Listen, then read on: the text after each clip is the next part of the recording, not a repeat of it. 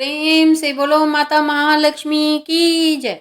भगवान विष्णु की जय। आप सभी का हमारे YouTube चैनल त्योहार गाइड पर स्वागत है।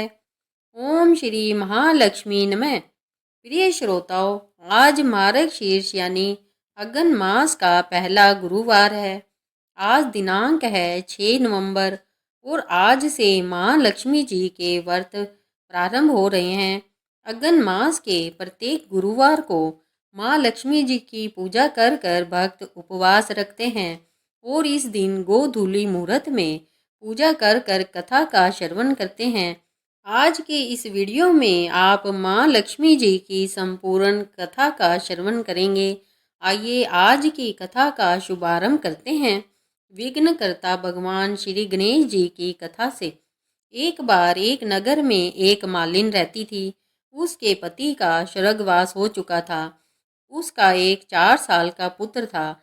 उसकी सास बड़े कठोर हृदय की स्त्री थी। वह अपनी बहू को बहुत परेशान करती थी। एक दिन सास ने अपनी बहू और पोते को घर से निकाल दिया। वे दोनों रोते हुए चलते चलते एक जंगल में जा पहुँचे। वहाँ एक बड़े पेड़ के नीचे बैठ गए। वहाँ से थोड़ी ही दूर पर गणेश जी का एक मंदिर था। वहाँ पर लोग गणेश जी के दर्शन करने आते थे। दर्शन कर कर गणेश जी को प्रसाद चढ़ाते थे। फिर वह प्रसाद सबको बांट देते थे। इसी प्रसाद से माँ बेटे का गुजारा होने लगा। अब दोनों गणेश जी की पूजा पाठ में लग गए। एक दिन उन्होंने सोचा, क्यों ना हम भी जंगल से फूल लाकर बेचें। अब वे रोज जंगल से फूल लाकर उसकी माला बनाकर बेचने लगे। साथ में पूजा की सामग्री और प्रसाद भी बेचने लगे। इससे उनको आमदनी होने लगी। गणेश जी की कृपा से उनकी आमदनी बढ़ने लगी। जल्दी उन्होंने मकान और एक दुकान भी बना लिया। एक राजा की लड़की मंदिर में रोज पूजा करने आया करती थी। मालिन के बेटे को देखकर राजकुमारी उस पर मोहित हो गई और उससे विवाह करने का सोचा। उसने अपनी भाभी से अपने मन की बात कही। भाभी अनुभवी थी। उसने कहा, यह तो मालिन का बेटा है और तुम एक राजा की बेटी हो। अगर तुमने उससे विवाह किया तब तो तुम्हारी बड़ी बेइज्जती होगी। लेकिन राजकुमारी अपनी बात पर अड़ी रही। उसने कहा, भाभी, मैंने तो प्रतिज्ञा कर ली है कि मैं उसी से विवाह करूंगी। अब भाभी ने घर जाकर सारी बात राजा को बता दी। राजा ने मना नहीं किया और इस विवाह के लिए तैयार हो गए। फिर उन्होंने बड़ी धूमधाम से अपनी बेटी का विवाह मालिन के बेटे के साथ कर दिया। मालिन ने सबसे पहले बेटे बहू को गणेश जी के मंदिर में ले जाकर पूजा पाठ करवाया और गणेश जी का आशीर्वाद दिलवाया। इसके बाद पूरे नगर में यह बात फैल गई कि गणेश जी की पूजा करने से सब दुख कष्ट दूर हो जाते हैं। यह बात सुनते ही अब तो नगर के सभी लोग उस मंदिर में आने लगे। मालिन और उसके बेटे की बिक्री और भी बढ़ गई। उधर उसकी सास के बुरे दिन आ गए। अन्नदाता उससे रूठ गए। अब वह भूखे मरने लगी। एक दिन रोती धोती वह भी गणेश जी के उसी मंदिर में आ पहुंची।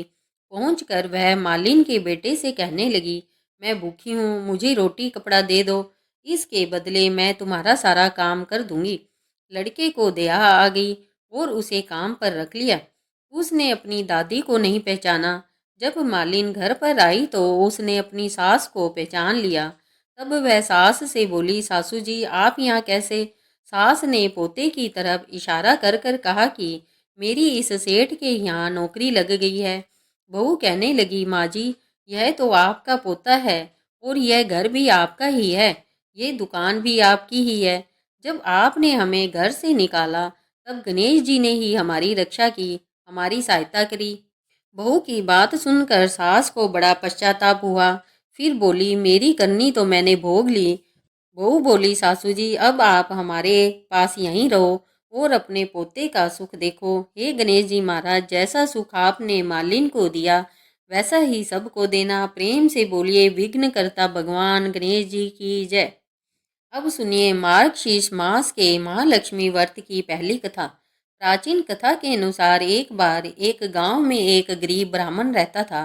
वह नियमित रूप से जगत के पालनहार श्री लक्ष्मी नारायण भगवान की आराधना किया करता था। उसकी पूजा भक्ति से प्रसन्न होकर उसे भगवान विष्णु ने दर्शन दिए और ब्राह्मण से वर मांगने के लिए कहा। तब ब्राह्मण ने श्री लक्ष्मी जी का निवास अपने घर में होने की इच्छा जाहिर की। तब श्री विष्णु भगवान ने लक्ष्मी जी की प्राप्ति का मार्ग बताया। उन्होंने बताया कि मंदिर के सामने एक स्त्री आती है जो यहाँ आकर उपले थापती है। तुम उसे अपने घर आने का निमंत्रण दे देना, वही देवी लक्ष्मी है। जब धन की देवी माँ लक्ष्मी तुम्हारे घर पधारेगी तो तुम्हारा घर धन और धान्य से भर जाएगा। ऐसा कहकर श्री विष्णु जी अंतर ध्यान हो गए। अगले दिन वह ब्राह्मण सुबह ही मंदिर के द्वार के सामने जाकर बैठ गया। तब देवी लक्ष्मी जी एक साधारण स्त्री का रूप धरकर उपले थापने के लिए आई तो ब्राह्मण ने उनसे अपने घर आने का निवेदन किया। ब्राह्मण की बात सुनकर लक्ष्मी जी समझ गई कि यह सब श्री विष्णु जी के कहने से ही हुआ है। तब लक्ष्मी माता ने ब्राह्मण से कहा कि मैं तुम्हारे घर चलूंगी, लेकिन इससे पहले तुम्हें माँ लक्ष्मी व्रत करना होगा। 16 दिनों तक व्रत करने और 16वें दिन रात्रि को चंद्रमा को अर्घ्य देने से तुम्हारा मनोरथ पूर्ण होगा। तब ब्राह्मण ने देवी लक्ष्मी जी के कहे अनुसार व्रत और पूजन किया और देवी को उत्तर दिशा की तरफ मुंह कर कर पुकारा। इसके बाद देवी लक्ष्मी ने अपना वचन पूरा किया। मान्यता है कि उसी दिन से इस व्रत की परंपरा शुरू हो गई। अब सुनिए मार्गशीर्ष गुरुवार के व्रत की दूसरी कथा। श्री महालक्ष्मी माता जी के अनेक रूप और नाम हैं। भूतल में वे छाया, शक्ति, तृष्णा, शांति, जाति, लज्जा, श्रद्धा, कांत, वृत्ति, समृद्धि, दया, तुष्टि, माता, अधिष्ठात्री और लक्ष्मी के रूप में स्थित है।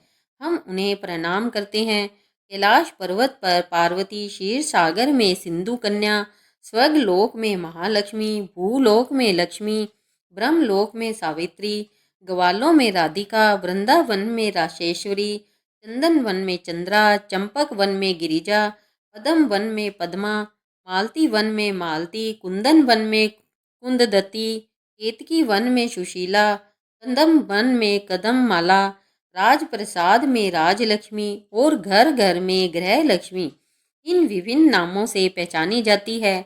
इस तरह सर्वथा चारों ओर सर्वभूत में सुपरिचित माता श्री महालक्ष्मी जी की यह कथा है। भारतवर्ष के सौराष्ट्र देश में द्वापर युग की यह कहानी है।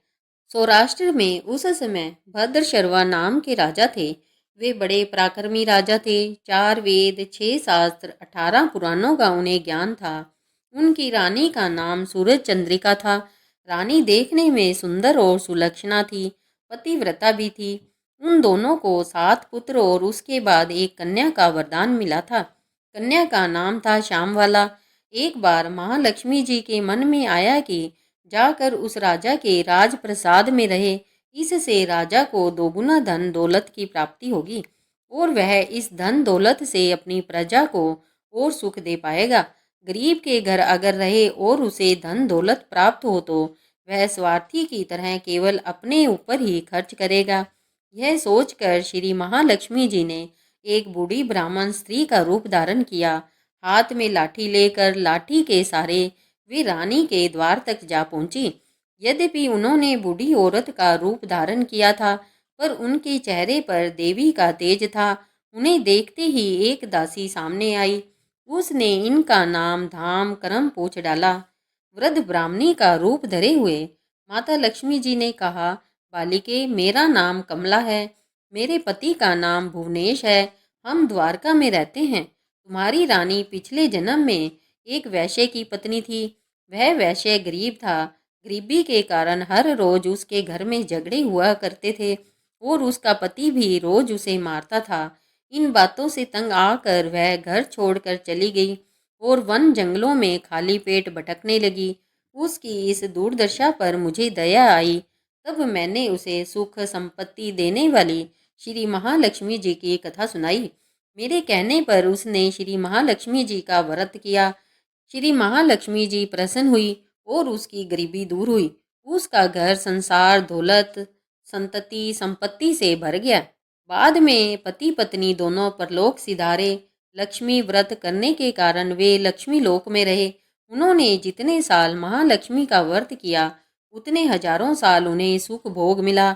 इस जन्म में उसका जन्म राजघराने में हुआ है, परंतु वह श्री महालक्ष्मी जी का व्रत करना भूल गई है और मैं उसे यही याद दिलाने आई हूँ। बूढ़ी ब्राह्मणी की बातें सुनकर दासी ने उन्हें प्रणाम किया और फिर माँ लक्ष्मी जी का व्रत किस तरह किया जाए इस विषय में पूछा।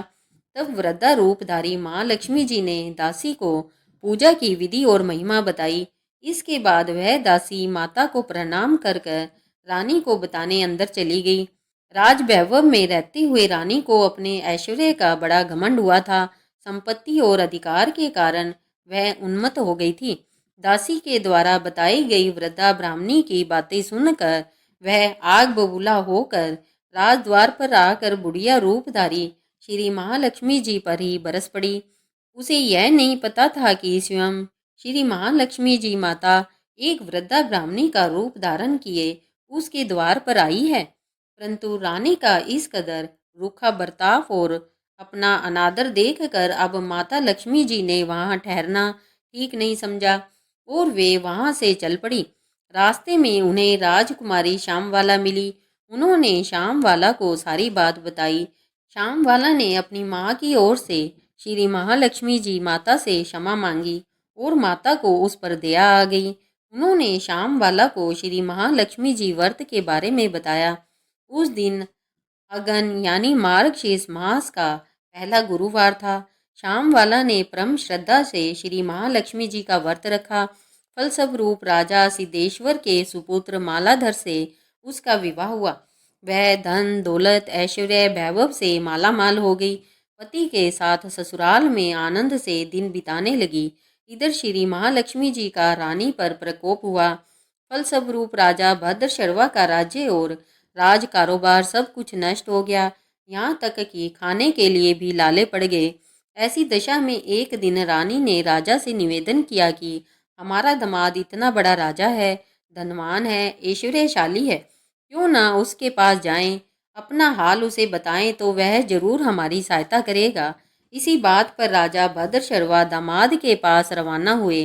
राज्य में पहुंचकर एक तालाब के किनारे थोड़ी देर विश्राम करने के लिए ठहरे। तालाब से पानी लेते आते समय दासियों ने उन्हें देखा। उन्होंने विनम्रता से उनके बारे में पूछा और जब उन्हें यह पता चला कि वे रानी श्यामवाला के पिता है तो दौड़ते हुए जाकर उन्होंने रानी को सारी बात बताई। रानी ने दासी के हाथ राज परिधान भेजकर बड़े ठाठ से उनका स्वागत और आदर सत्कार करवाया, खान पान करवाया। जब वे वापस लौटने लगे तो सोने की मोहरों से भरा हुआ घड़ा भी दिया। राजा भद्रशर्वा जब वापस लौटे तो उन्हें देखकर उनकी पत्नी रानी सूरज चंद्रिका बड़ी खुश हुई। उन्होंने सोने की मोहरों से भरे घड़े का मुंह खोल कर देखा, लेकिन हाय भगवान, घड़े में तो धन के बदले कोयले मिले और यह सब श्री महालक्ष्मी जी के प्रकोप से हुआ। इस तरह दूरदशा में कई और दिन बीत गए। इस बार रानी स्वयं अपनी कन्या के पास गई। वह दिन अगन मास का अंतिम गुरुवार था। श्यामवाला ने श्री महालक्ष्मी जी का व्रत किया था, पूजा की और अपनी माता से भी व्रत करवाया। इसके बाद रानी अपने घर आ गई। श्री महालक्ष्मी जी का व्रत रखने पर उसे फिर से अपना राजपाट, धन दौलत, ऐश्वर्य प्राप्त हुआ। कुछ दिनों के बाद राजकन्या श्यामवाला अपने पिता के घर अपने मायके आई। उसे अपने घर देखकर अब सूरज चंद्रिका को पुरानी बातें याद आ गई। यही कि श्यामवाला ने अपने पिता को घड़ा भर कर कोयला दिया था और तो उसे कुछ भी नहीं दिया था। इस कारण श्यामवाला को पिता के घर आने पर उसका कोई भी आदर सत्कार प्राप्त नहीं हुआ। उसका किसी ने सम्मान नहीं किया, बल्कि अनादर ही हुआ। इस पर उसने इस बात का बुरा नहीं माना।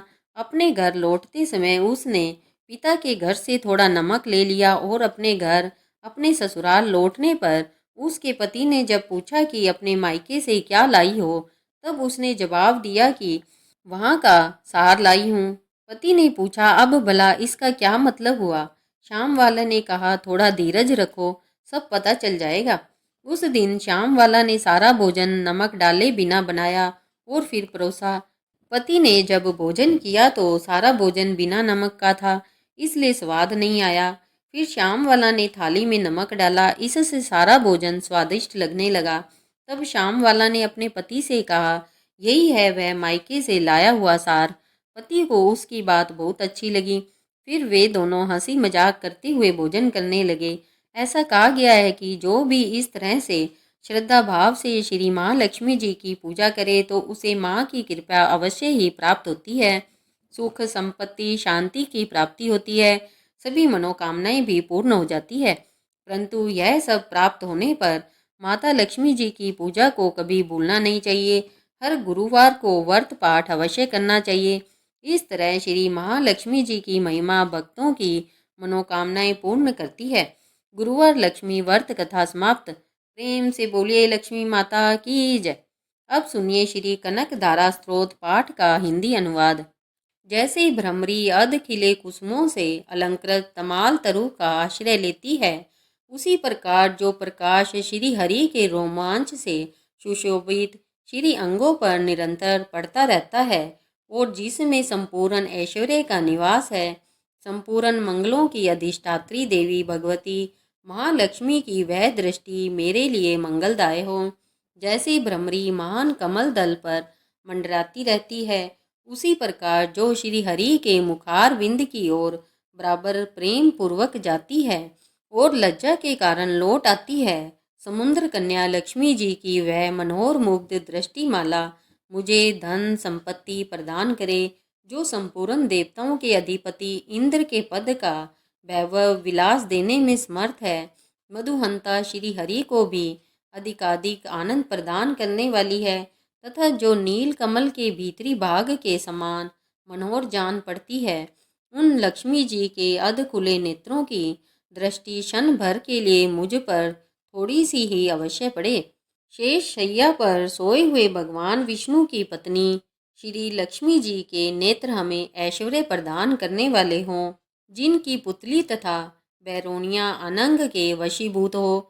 अध खुले तथा अपलक नैनों से देखने वाले आनंद कंद श्री मुकुंद को अपने निकट पाकर कुछ तिरछी हो जाती है, जो भगवान मधुसूदन के कौस्तुभमणि मंडित वक्ष स्थल में इंद्र नीलमयी हैरावली से सुशोभित होती है तथा उनके भी मन में प्रेम का संचार करने वाली है।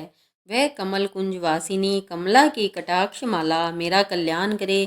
जैसे मेघों की घटा में बिजली चमकती है, उसी प्रकार जो कैटभ शत्रु श्री विष्णु के काली मेघमाला के श्याम सुंदर वक्ष स्थल पर प्रकाशित होती है, जिन्होंने अपने आविर्भाव से भृगु वंश को आनंदित किया है और जो समस्त लोकों की जननी है, उन भगवती लक्ष्मी की पूजनीय मूर्ति मुझे कल्याण प्रदान करे।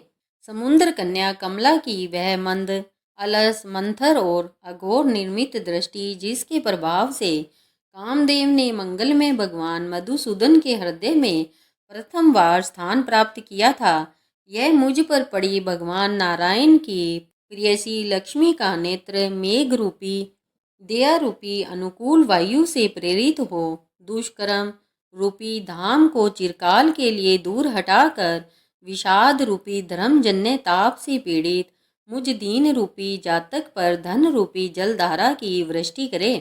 विशिष्ट बुद्धि वाले मनुष्य जिनके प्रीति पात्र होकर जिस दया दृष्टि के प्रभाव से स्वर्ग पद को सहज ही प्राप्त कर लेते हैं, पद्मासना पद्मा की वह विकसित कमल गर्भ के समान कांति में दृष्टि मुझे मनोवांछित पुष्टि प्रदान करे। जो सृष्टि लीला के समय वाग देवता अर्थात ब्रह्म शक्ति सरस्वती के रूप में विराजमान होती है और प्रलय लीला के काल में शाकंभरी अर्थात भगवती दुर्गा अथवा चंद्रशेखर बल्लभा पार्वती अर्थात रुद्र शक्ति के रूप में अवस्थित होती है। त्रिभुवन के एकमात्र पिता भगवान नारायण की उन नित्य यौवना प्रियसी श्री लक्ष्मी को नमस्कार है। हे माता, शुभ कर्मों का फल देने वाली श्रुति के रूप में आपको प्रणाम है। रमणीय गुणों की सिंधु रूपा रति के रूप में आपको नमस्कार है। कमल वन में निवास करने वाली शक्ति स्वरूपा लक्ष्मी को नमस्कार है तथा पुष्टि रूपा पुरुषोत्तम प्रिया को नमस्कार है। कमल वदना कमला को नमस्कार है। शीर सिंधु सभ्यता श्री देवी को नमस्कार है। चंद्रमा और सुधा की सगी बहन को नमस्कार है। भगवान नारायण की बलवा को नमस्कार है। कमल सदृश नेत्रों वाली माननीय माँ, आपके चरणों में किए गए प्रणाम। संपत्ति प्रदान करने वाले, संपूर्ण इंद्रियों को आनंद देने वाले, साम्राज्य देने में समर्थ और सारे पापों को हर लेने के लिए सर्वथा उद्यत है, वे सदा मुझे ही अवलंबन दे। मुझे ही आपकी चरण वंदना का शुभ अवसर सदा प्राप्त होता रहे। जिनकी कृपया कटाक्ष के लिए की गई उपासना उपासक के लिए संपूर्ण मनोरथों और संपत्तियों का विस्तार करती है। श्री हरि की हरदेश्वरी, उन्हीं आप लक्ष्मी देवी का मैं मन, वचन और शरीर से भजन करता हूँ। हे विष्णु प्रिया, आप कमल वन में निवास करने वाली हो। आपके हाथों में नीला कमल सुशोभित है। आप अत्यंत उज्जवल वस्त्र, गंध और माला आदि से सुशोभित हो। आपकी झांकी बड़ी मनोरम है। त्रिभुवन का ऐश्वर्य प्रदान करने वाली देवी, मुझ पर प्रसन्न हो जाओ।